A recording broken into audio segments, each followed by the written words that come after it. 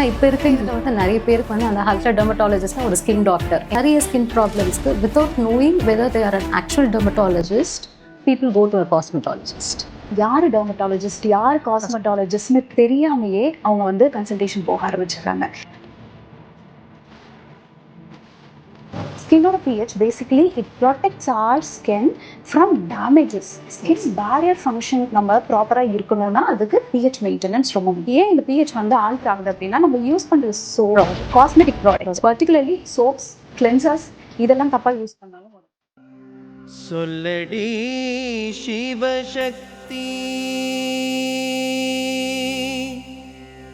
என்னை சுடர்மிகும் அறிவுடன் படைத்து விட்டாய், வல்லமை தாராயோ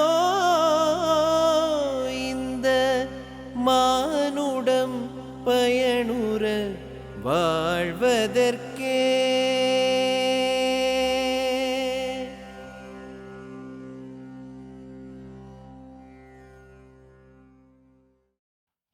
ஓம் ஸ்ரீ குருபியோ நமக. வணக்கம் நேயர்களே. டிவைன் இன்ஃபினிட்டி சேனலுக்கு உங்கள் அனைவரையும் வரவேற்கிறோம். இறைவன் படைப்பில் பார்த்தீங்கன்னா ஒவ்வொன்றுமே அதிசயம்தான். அந்த அதிசயத்தில் ஒன்று மனிதன். மனிதனின் உடல் மற்றும் அதில் உள்ள உறுப்புகள் இவை எல்லாமே அதிசயம்தான். அப்படிப்பட்ட அதிசய உடல் உறுப்புகளில் இன்னைக்கு நாம் பார்க்க போகிறது the largest organ of the human body, skin பற்றி பதிவு தான் இது. ஸ்கின், மனித தோல், இது வந்து இன்னும் அவ்வளவு சிறப்பு வாய்ந்தது அப்படின்னு சொல்லி பார்த்தீங்கன்னா அது ஒவ்வொரு விஷயத்திலும் நிறைய சிறப்புகள் இருக்கு. ஹியூமன் ஸ்கின்ல வந்து பார்த்தீங்கன்னா 1 ஸ்கொயர் இன்ச் என்று சொல்லக்கூடிய ஒரு சதுர அங்குலம் அந்த ஸ்கின்ல வந்து பார்த்தீங்கன்னாக்கா கிட்டத்தட்ட 19 மில்லியன் ஸ்கின் செல்ஸ் வந்து இருக்கு. இது மட்டும்தானா அப்படின்னா இல்லை. இதோட கிட்டத்தட்ட 300 ஸ்வெட் கிளான்ஸ், அதாவது வியர்வை சுரப்பிகள்னு சொல்லுவோம் இல்லையா, அந்த மாதிரி 300 sweat glands, 200 blood vessels plus 1000க்கு மேற்பட்ட நர்வ் எண்டிங்ஸ், நரம்பு முடிச்சுகள் ஒரு சதுர அங்குலம் ஸ்கின்ல வந்து இதெல்லாம் இருக்கு. அப்ப ஹியூமன் ஸ்கின் அப்படி நம்ம பாடியில வந்து மொத்த ஸ்கின்னோட ஸ்கொயர் இன்ச்சஸ் எவ்வளோ அப்படின்னு பார்த்தீங்கன்னாக்கா கிட்டத்தட்ட 2800 ஸ்கொயர் இன்ச்சஸ்.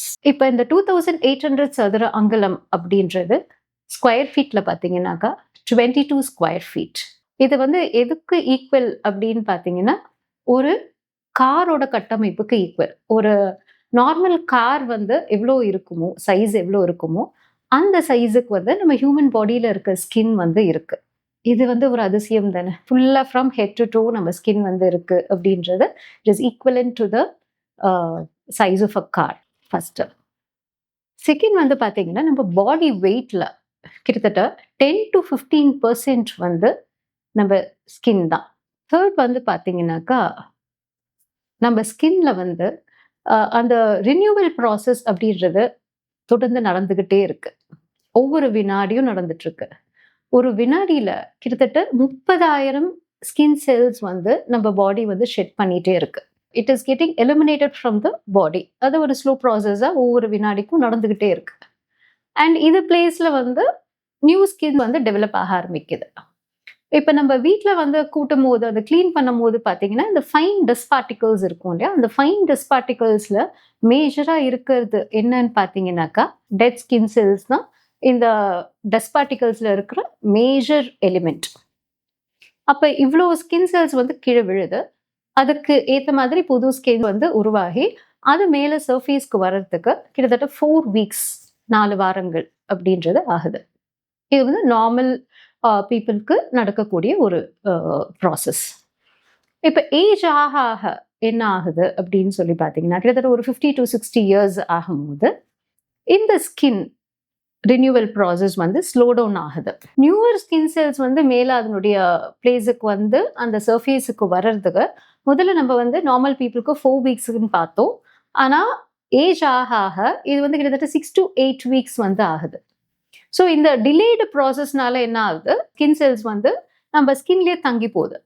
அது தங்கி அதனால வந்து நம்மளுடைய ஸ்கின் வந்து பொலிவு இழக்கிறது, சுருக்கங்கள் வர்றதுக்கும் இதுதான் காரணமாகுது. ஸோ இந்த ஏஜிங் ப்ராசஸ் அப்படின்றது வந்து ஸ்டார்ட் ஆகிறதுக்கு மெயின் ரீசன் வந்து இந்த elimination of the dead skin cells and replacement of the new skin cells takes time. இதனால தான் வந்து வருது. 4வது அதிசயங்கள் என்ன ஸ்கின்னோட இதுன்னு பார்த்தீங்கன்னாக்கா, நம்ம பாடியில் 11 மைல்ஸுக்கு உண்டான ரத்த நாளங்களை வந்து இந்த ஸ்கின் தான் வந்து எடுத்துட்டு போகுது. So it nearly contains blood vessels which runs up to 11 miles into the human body. இன்னொரு அதிசயம் பார்த்தீங்கன்னாக்கா, கட் பாக்டீரியா அப்படின்னு சொல்லுவோம். கட்டில் வந்து நல்ல பாக்டீரியாஸ் வந்து இருந்ததுன்னா டைஜஷன் ப்ராசஸ் இது எல்லாமே வந்து ஈஸியாக இருக்குன்னு சொல்லுவோம். அதே மாதிரி ஸ்கின்ல வந்து நமக்கு அந்த மைக்ரோபயோம்ஸ்ன்னு சொல்லக்கூடிய பாக்டீரியாஸ், வைரஸ், ஃபங்கை இதெல்லாமும் இருக்கு. ஸோ இந்த மைக்ரோபயோம்ஸ் வந்து நமக்கு வந்து ஸ்கின்ல இருக்க இம்யூனிட்டியை இன்க்ரீஸ் பண்ணுது, இன்ஃபெக்ஷன்ஸ்லேருந்து நம்மளை பாதுகாக்குது, இன்ஃப்ளமேஷன்லேருந்தும் நம்மளை வந்து ப்ரொடெக்ட் பண்ணுது. ஸோ இது எல்லாமே வந்து நம்ம ஸ்கின்ல இருக்கிறதுன்றது அதிசயம் தானே. இது வந்து நான் சொன்னது வந்து ரொம்ப கம்மி தான். இது மாதிரி வந்து நிறைய விஷயங்கள், நிறைய ஃபேக்ட்ஸ் வந்து ஸ்கின்னை பற்றி நம்ம சொல்லிகிட்டே போகலாம். ஸோ இத்தனை மகத்துவம் பெற்ற நம்ம அந்த ஸ்கின்னை வந்து எப்படி நம்ம வந்து பராமரிப்பது, எப்படி நம்ம அதை வந்து ஃபஸ்ட்டு புரிஞ்சிக்கணும், அந்த ஸ்கின்னை வந்து நம்ம எப்படி அதில் இருக்கிற சேஞ்சஸை வந்து நோட்டீஸ் பண்ணுறது, அவேர்னஸோடு அதை எப்படி புரிஞ்சிக்கணும், எப்படி அதை பராமரிக்கணும், எப்படி அதை பாதுகாக்கணும் அப்படின்றத பற்றிய ஒரு விழிப்புணர்வு கலந்துரையாடல் தான் இன்னைக்கு நம்ம காண இருப்பது. இன்று நம்மிடையே கோயம்புத்தூரில் உள்ள B16 ஸ்கின் கிளினிக்கோட chairman and cofounder doctor Abirami, dermatologist நம்மிடையே இருக்கிறார். ஸ்கின்னை பற்றிய நமக்கு இருக்கக்கூடிய சந்தேகங்கள் இது எல்லாமே வந்து அவங்க கிட்ட இந்த கலந்துரையாடல் மூலமாக நம்ம தெரிந்து கொள்ளலாம். வணக்கம் doctor Abirami, welcome to this show. First, before we move on to this show, I'll just like to ask you about the difference between a dermatologist and cosmetologist. ஏன்னா இப்போ இருக்க இதில் வந்து நிறைய பேருக்கு வந்து அந்த ஹல்சர் டெர்மட்டாலஜிஸ்ட்னா ஒரு ஸ்கின் டாக்டர், எனி எயில்மெண்ட்னா ஒரு ஸ்கின் டாக்டர் கிட்ட, ஸ்கின் ரிலேட்டட் இதுக்கு ஸ்கின் டாக்டர் கிட்ட போனால் போதுன்ற மாதிரி இருந்தது. இப்போ வந்து நிறைய ஸ்கின் ப்ராப்ளம்ஸ்க்கு without knowing whether they are an actual dermatologist, people go to a cosmetologist. So before we move on to the questions related to the skincare and skin types இதெல்லாம் பற்றி பார்க்கறதுக்கு முன்னாடி, first I'd like you to tell me the difference between a dermatologist and a cosmetologist. It's actually a good question. ஏன்னா nobody knows யார் dermatologist யார் காஸ்மெட்டாலஜிஸ்ட்னு தெரியாமையே அவங்க வந்து கன்சல்டேஷன் போக ஆரம்பிச்சிடுறாங்க. இப்போ டெர்மட்டாலஜிஸ்ட் அப்படிங்கிறவங்க என்னன்னா MBBS முடிச்சுட்டு அதுக்கப்புறம் டிப்ளமோ இல்லை மாஸ்டர் டிகிரி வாங்குறவங்க தான் டெர்மட்டாலஜிஸ்ட். ஸோ இதில் வந்து 5.5 years ஆஃப் MBBS முடிச்சதுக்கு அப்புறமா ஒரு 3 yearsோ 2 yearsோ நம்ம வந்து டெர்மட்டாலஜி பற்றி படிக்கிறோம். Without knowing the organs, skin is one of the organ. இப்போ ஸ்கின்ல ஒரு டிஸார்டர் வருதுன்னு வைங்களேன், it can be related to other organs. For example, ஒரு இச்சிங் வருது, ஒரு பிக்மெண்டேஷன் வருது அப்படின்னா it can be related to liver disorder sometimes. அந்த மாதிரி எந்த ஆர்கன்ல வேணாலும் ரிலேட் ஆகலாம்.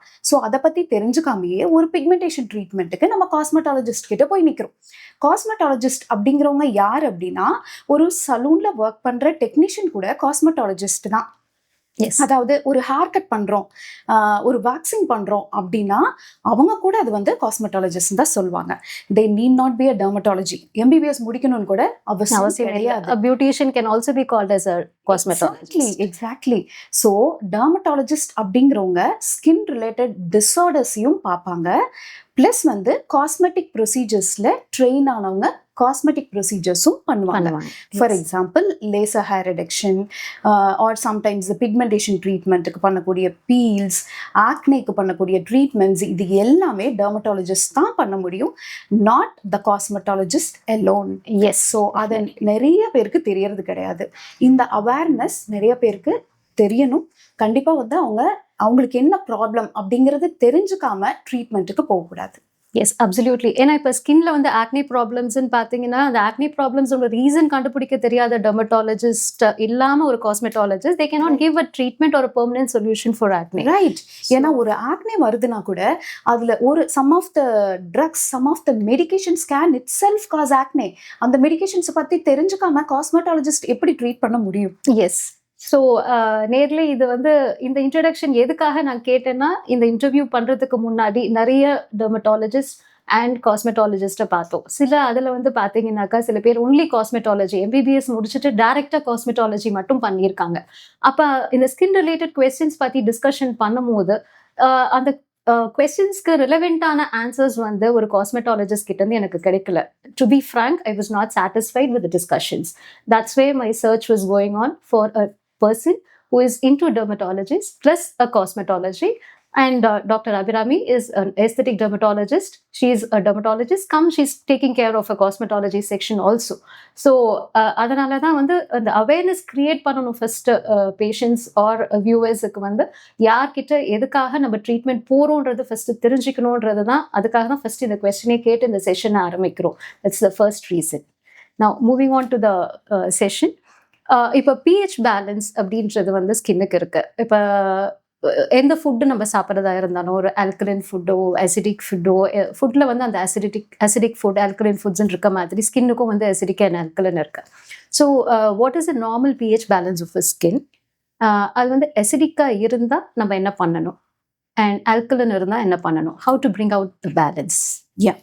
ஆக்சுவலி பிஹெச் அப்படிங்கிறது ஸ்கின்னோட அமிலத்தன்மைன்னு சொல்லுவோம். நார்மல் பிஹெச் அப்படின்னா அரவுண்ட் 5.5 அப்படிங்கிறத நம்மளோட நார்மல் ஸ்கின்னோட பிஹெச். ஸோ இந்த பிஹெச் சம்டைம்ஸ் நம்மளுக்கு ஆல்டர் ஆகலாம். ஒரு சில ஸ்கின் கண்டிஷன்ஸ்லையும் நம்மளுக்கு ஆல்டர் ஆகலாம். ஸோ இதில் பேசிக்காக பார்த்தீங்க அப்படின்னா ஸ்கின்னோட பிஹெச்சை மெயின்டைன் பண்ணலைன்னா என்ன ஆகும் அப்படிங்கிறத பற்றி நம்ம தெரிஞ்சுக்கணும். ஸ்கின்னோட pH basically it protects our skin from damages. Skin barrier function நம்ம ப்ராப்பராக இருக்கணும்னா அதுக்கு pH மெயின்டெனன்ஸ் ரொம்ப முக்கியம். செகண்ட் திங், பேத்தோஜன்ஸ், அதாவது நம்ம ஒரு ஜெர்ம்ஸ் உள்ள என்ட்ராகாம இருக்கணும்னா ஸ்கின்னோட pH 100% நம்ம மெயின்டைன் பண்ணணும். அண்ட் தேர்ட் திங், நம்மளுக்கு பார்த்தீங்கன்னா ஸ்கின்னோட ஹைட்ரேஷன் ரொம்ப ரொம்ப முக்கியம். ஸ்கின்னோட ஹைட்ரேஷன் எப்படி மெயின்டைன் ஆகும் அப்படின்னா ஸ்கின்னோட செல்ஸ் அரேஞ்ச்மெண்ட் மட்டும் கிடையாது, ஸ்கின்னோட pHம் ரொம்ப முக்கியம். ஏன்னா ஹைட்ரேஷன்ங்கிறது ஸ்கின்னோட ஈரத்தன்மை. இந்த ஆயிலினஸ் ஹைட்ரேஷனுக்கு நிறைய டிஃப்ரென்ஸ் இருக்கு. ஹைட்ரேஷன்ங்கிறது அந்த ஈரத்தன்மை இல்லை அப்படின்னா ஸ்கின் பளபளனும் இருக்காது, ப்ரொடெக்டிவாகவும் இருக்காது. ஸோ அந்த ஹைட்ரேஷனை மெயின்டைன் பண்ணணும் அப்படின்னாலும் pH ரொம்ப முக்கியம். ஏன்னா ஸ்கின் pH மெயின்டைன் ஆகலைன்னா என்ன ஆகும் அப்படின்னா ஸ்கின்னோட அடித்தோலிலிருந்து வாட்டர் லாஸ் ஆகிட்டே இருக்கும். ஸோ ஸ்கின்னோட pH பேசிக்கலி 5 to 5.5 மெயின்டைன் பண்றது ஐடியல். இது எப்படி மெயின்டைன் பண்ணலாம், இது எப்படி நம்ம தெரிஞ்சுக்கிறதுன்னு நிறைய பேருக்கு டவுட் இருக்கும். இப்போ பாடி டெம்பரேச்சர் பண்ற தெர்மோமீட்டர் மாதிரி இப்போ pH பேலன்ஸ் எனக்கு 5.5 தான் இருக்கா இல்லையான்றது எப்படி நம்ம வீட்டில் தெரிஞ்சுக்க முடியுமா, இல்லை ஒரு டெர்மட்டாலஜிஸ்ட் ஸ்கின் கிளினிக் தான் போகணுமா அப்படின்றதும் ஆக்சுவலி அப்படிதான் போய் தெரிஞ்சுக்கணும்னு அவசியம் கிடையாது. There are pH meters available. But pH meters எல்லாரும் வீட்ல வாங்கி வச்சுட்டு இருக்க போறது. ஒரு சில டெர்மட்டாலஜிஸ்ட் கிளினிக்ல pH மீட்டர்ஸ் வச்சிருப்பாங்க.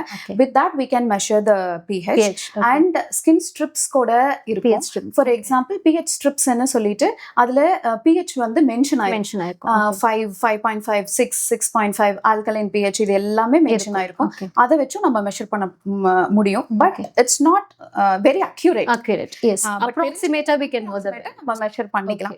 அண்ட் இது எப்படி மெயின்டைன் பண்ணலாம் அப்படின்னா நம்மளுக்கு ஏன் இந்த pH வந்து ஆல்டர் ஆகுது அப்படின்னா நம்ம யூஸ் பண்ற soap products cosmetic products. For example நம்ம ஒரு மாய்ஸ்சரைசர் போடுறோம் அப்படின்னா அதை ப்ராப்பரா போடலைன்னா கூட pH ஆல்டர் ஆகும். அண்ட் பர்டிகுலர்லி சோப்ஸ், கிளென்சர்ஸ் இதெல்லாம் தப்பா யூஸ் பண்ணாலும் வரும். இதை மெயின்டைன் பண்றதுக்கு சிண்டெக்ஸ் ஆர் பார்ஸ்ன்னு சொல்லுவாங்க.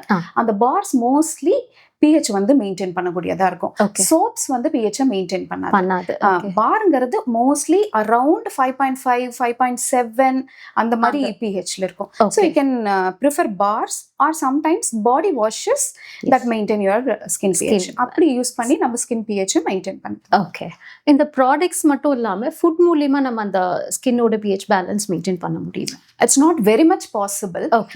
ஒரு சில ஃப்ரூட்ஸ் பாத்தீங்கன்னா ஆல்கலைன் pH இருக்கும், ஒரு சிலது வந்து அசிடிக் pH இருக்கும். பட் அது சாப்பிடுறதுனால ஸ்கின்னோட pH மெயின்டைன் ஆகும்னு சொல்ல முடியாது. ஹைட்ரேஷன் மெயின்டைன் ஆகலாம். பட் ஸ்கின்னோட pH basically the products, external products, applicationனால மெயின்டைன். ஓகே. அண்ட் இதில் வந்து குழந்தைகளோட pH வேல்யூ இப்போ பிறந்த குழந்தைக்கு வந்து பார்த்தீங்கன்னா 7 அந்த ஆல்கலைன் நியூட்ரலில் வந்து இருக்குது. அதுக்கப்புறம் it take some weeks for the new born baby to get in to the acidic இதில் வந்து வரதுக்கு இருக்கு. ஸோ அப்போ அந்த மாதிரி இருக்கும்போது அந்த பிறந்த குழந்தைங்களுக்கு வந்து நம்ம என்ன மாதிரி ஸ்கின் கேர் ப்ராடக்ட்ஸ் இப்போ யூஸ் பண்ணணும், அது ஒன்று how to maintain the pH balance. And one more thing is இப்போ நம்ம பாப்புலராக யூஸ் பண்ணுற ஜான்சன்ஸ் பேபி ப்ராடக்ட்ஸ் அந்த காலத்துலேருந்து யூஸ் பண்ணிட்டு இருக்கோம். And that also it is said research says that it affects the pH balance of the skin of a baby. So அந்த மாதிரி இருக்கும்போது என்ன மாதிரி அவேர்னஸ் நியூ பார்ன் பேபிஸ்க்கோ இல்லை டாட்லர்ஸ்க்கோ என்ன மாதிரி ஸ்கின் ப்ராடக்ட்ஸ் வந்து மதர்ஸ் வந்து யூஸ் பண்ணணும்? I will tell you how and why. Actually ஸ்கின்னோட பிஹெச் குழந்தைங்களுக்கு 7 இருக்கும் இனிஷியல், அரௌண்ட் 7. ஆஃப்டர் ஒரு 3 to 4 weeks மைட் பி அது நார்மல் பிஹெச்க்கு வரும் 5.5 ஆர் சம்டைம்ஸ் 6 அந்த மாதிரி இருக்கலாம். இப்போ 7 இருக்கும்போது என்ன ஆகும் அப்படின்னா பேபியோட ஸ்கின் வந்து நம்ம ஈஸியா டேமேஜ் ஆகக்கூடிய கண்டிஷன்ல தான் இருக்கும். ஸோ அப்பதான் நம்ம ப்ராடக்ட்ஸ் பார்த்து யூஸ் பண்ண வேண்டியது இருக்கும். நான் சொன்னேன் இல்லையா, சோப்ஸ் யூஸ் பண்ணாம பார்ஸ் யூஸ் பண்றது ஐடியல். பிறந்த குழந்தைக்கு நிறைய பேர் I've seen they have applied அந்த பைத்து மாவு, அந்த மாதிரி அந்த பைத்து மாவு அப்ளை பண்ணும்போது ஏற்கனவே வந்து அந்த பிஹெச் பேலன்ஸ்டா இல்லாத ஸ்கின், அதனால இன்னும் டேமேஜ் ஆகும். கண்டிப்பா அந்த டைம்ல நேச்சுரல் ப்ராடக்ட்ஸ் அவாய்ட் பண்ணிட்டு பார்ஸ் வந்து ப்ரிஃபர் பண்றது ஐடியல். அண்ட் ஸ்கின்னை மாய்ஸ்சரைஸ் பண்ணி, ஏன்னா ஹைட்ரேஷன் இருக்காது, அப்போ ஸ்கின்னை மாய்ஸ்சரைஸ் பண்ணி வச்சுக்கணும். மோஸ்ட் ஆஃப் த பேபிஸ்க்கு நாங்க பவுடர்ஸ் கூட அட்வைஸ் பண்றது இல்ல. Since the barrier is not intact at that age, powders can penetrate. அதனால better not to use. It can clog the pores also. You can consult a dermatologist in case skin barrier ஏதாவது உடைஞ்சு போயிருக்கு, இல்ல அந்த problems ஏதாவது இருக்கு, நமக்கு பார்த்தாலே தெரியும் அந்த ஸ்கின் வந்து டேமேஜ் ஆயிருக்கா அப்படிங்கிறது. நம்ம நேக்கட் ஐல பார்க்கும்போது ஒரு ரெட்னஸ் இருக்கு, இல்ல பீல் ஆஃப் இருக்கு அப்படின்னா பெட்டர் கன்சல்ட் டெர்மட்டாலஜிஸ்ட். கன்சல்ட் பண்ணிட்டு அதுக்கப்புறம் பேபி ப்ராடக்ட்ஸ் யூஸ் பண்றது ஐடியலா இருக்கும். பேபி ப்ராடக்ட்ஸ் அப்படின்னா ஜென்ரலா 2 ப்ராடக்ட் யூஸ் பண்ணா போதும். ஒன்னு சிண்டட் parse, the other one is a moisturizer. That would be enough. And any specific products or ingredients to be seen in that? ஏதாவது இதுதான் இருக்கணும் அப்படின்ற மாதிரி அந்த பார்ஸ். நம்ம இப்போ கொக்கோ பட்டர் அப்படின்னு எடுத்துக்கிட்டீங்கன்னா there are few things. இப்போ சோப்பே இல்ல பார்ஸ் எடுத்துக்கிறோம் அப்படின்னா எமோலியன்ஸ் அப்படின்னு சொல்லுவோம், ஹியூமக்டன்ட் அப்படின்னு சொல்லுவோம். இது எல்லாமே மாய்ஸ்சரைசர் வரும், சோப்ஸ்ல வரும். பட் இதுக்கு எல்லாமே வந்து டிஃபரன்ஷியேட்டிங் ஃபீச்சர்ஸ் இருக்கு. இப்போ பார்த்தீங்கன்னா நம்ம ஒரு ப்ராடக்ட் போடுறோம், மாய்ஸ்சரைசரா ஒரு ப்ராடக்ட் போடுறோம் அப்படின்னா அக்ளூசிவ்ஸ்னு ஒரு கண்டென்ட் இருக்கு. அந்த அக்ளூசிவ்ல என்ன ஆகும் அப்படின்னா நம்மளோட வாட்டர் லாஸ் ஆகாம நம்ம பிடிச்சி வச்சுக்கும். நம்ம குளிச்சதுக்கு அப்புறம் நம்ம மாய்ஸ்சரைசர் அப்ளை பண்றோம்னா அதை பிடிச்சி வச்சுக்கும். அப்படின்னா என்விரான்மெண்ட்ல இருந்து மாய்ஸ்சரை நம்மளுக்கு அப்சர்வ் பண்ணி தரும். Sometimes it can act in 2 ways. நம்மளோட ஸ்கின்ல இருந்து மாய்ஸ்சரை அப்சர்வ் பண்ணி என்விரான்மெண்ட்டுக்கும் கொடுக்கும், என்விரான்மெண்ட் இருந்தும் கொடுக்கும். அதனால ஹியூமெக்டன்ட்டோட எமோலியன்ஸ், அக்ளூசிவ்ஸ் இது எல்லாமே நம்ம யூஸ் பண்ண வேண்டியது இருக்கும். ஸோ அந்த ப்ராடக்ட்ஸ்ல இப்போ மாய்ஸ்சரைசரா இருந்தாலும் சிண்டட்ஸா இருந்துச்சுனாலும் 3 விஷயம் பார்க்கணும். எய்தர் அக்ளூசிவ் இருக்கா, எமோலியன்ட் இருக்கா, அண்ட் ஹியூமக்டன்ட்டும் இருக்கா. இப்போ வெறும் ஹியூமக்டன்ட் அப்படின்னா that should not be used, like glycerin. Okay. So நேர்ல இது ஒரு அவேர்னஸ், என்ன மாதிரி ப்ராடக்ட்ஸ் உங்கள் குழந்தைங்களுக்கு யூஸ் பண்ணணும், எஸ்பெஷலி நியூ பார்ன் பேபிஸ், அதுக்கப்புறம் டாட்லர்ஸ்க்கு யூஸ் பண்ணணுன்றது I think you would have got the awareness now. Teenagers, அடல்ட்ஸுக்கோட ஸ்கின் கேருக்கு போகிறதுக்கு முன்னாடி I just want to know the difference between skin கேருக்கும் ஸ்கின் ப்ரொடெக்ஷனுக்கும். ஸ்கின் கேர் பண்ணிக்கிட்டா தான் ஸ்கின் ப்ரொடெக்ஷன் இருக்கும். Sometimes skin allergies, skin sunburns எல்லாம் கூட வரும் சன்லைட்னால. ரிசர்ச் சேஸ் தட் இப்போ அந்த சன்ஸ்கிரீன்ல இருக்க சில ஹார்ம்ஃபுல் கெமிக்கல்ஸ் லைக் ஆக்சிபியூட்டசன் இது எல்லாமே வந்து it penetrates deep into the skin. சொல்லடி சிவசக்தி என்னை சுடர்மிகும் அறிவுடன் படைத்து விட்டாய், வல்லமை தாராயோ இந்த மானுடம் பயனுற வாழ்வதற்கே.